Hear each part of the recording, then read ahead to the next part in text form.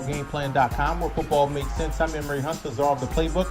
Bring you an NFL Week 6 preview between the Miami Dolphins and the New York Jets.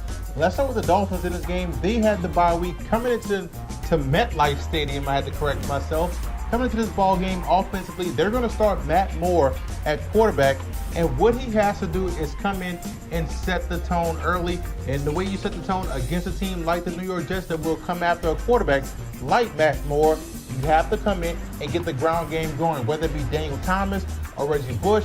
Whoever's going to be back there at tailback has to make sure they get the ground game going. I'm guessing it's going to be Reggie Bush, so they have to get some type of rhythm, especially when you're playing a 3-4 defense like the New York Jets. So look for a guy like Fasano to come in and be involved in the game plan.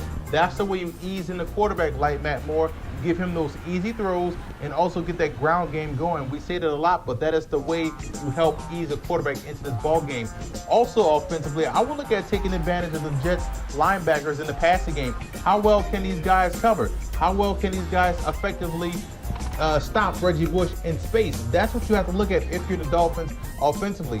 Now you look at the defensive side of the football. Coming into this ball game, one thing that I've noticed about Mark Sanchez is that wherever he looks initially, that's where he's going with the football. So if I was the Dolphins defense, I would try to gear myself toward wherever he looks and just shift focus that way. A lot of times he takes that first option, then he throws the football, and that is where you can get a lot of interceptions or a lot of batted passes. One thing that's also impressive about the Dolphins defense is that there's playmakers. It just has to be a consistent effort throughout the ball game. Now the Jets coming into this matchup offensively, one thing that's important, Brian Schottenheimer, we said each and every week, his multiplicity has to continue. They're very multiple in what they do offensively. The problem is they get away from what they're best at. They're best at running the football on the ground, grinding out the clock, opportunistic passing game. So I want to see the Jets get back to what they're used to, back to what they hung their hats on last season. You can still be multiple, but you still have to maintain your identity. Right now, the Jets don't have any, and that is something that has to change. Now, you look at the defensive side of the football.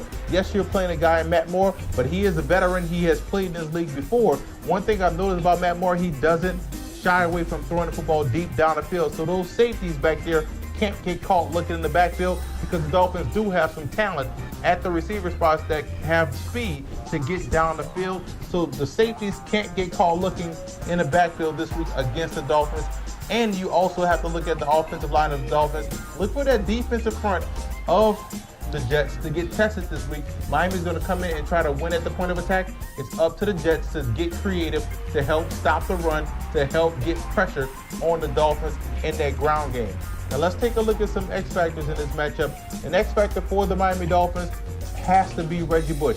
He has to come in and pay dividends for that Dolphins team that traded for him from New Orleans. So he has to come in and take a lot of pressure off of Matt Moore. Now you also look at the Jets X factor.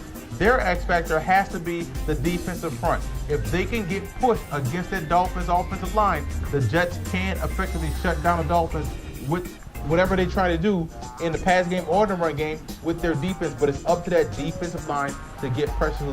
So that's my X factor for the New York Jets. I'm going with the Jets in this matchup. They're playing at home. They're coming off reeling a 3-game losing streak. Yes, Miami's coming off a bye week, but I think the Jets feel their back is against the wall, and that's when they play their best football. For more NFL previews, visit footballgameplan.com/NFL or visit our YouTube channel at youtube.com/footballgameplan. And listen to the Football Game Plan radio show, which airs Saturdays 11 a.m. Eastern Time at blogtalkradio.com/footballgameplan.